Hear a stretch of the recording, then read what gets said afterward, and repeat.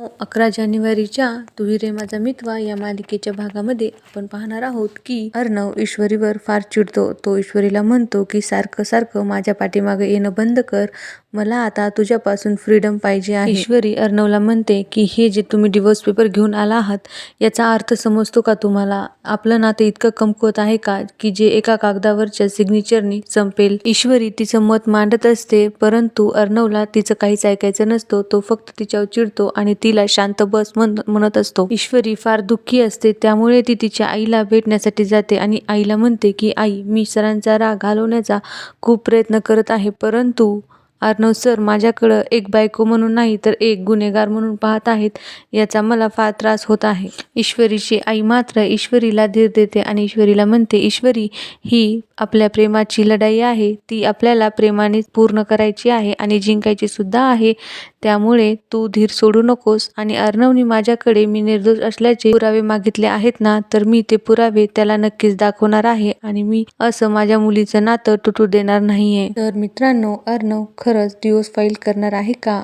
आणि ईश्वरीची आई पुरावे कसे कलेक्ट करणार हे पाहण्यासाठी तुम्ही मात्र चॅनलला सबस्क्राईब करा, बेल आयकॉनला क्लिक करून ऑलला सुद्धा क्लिक करा.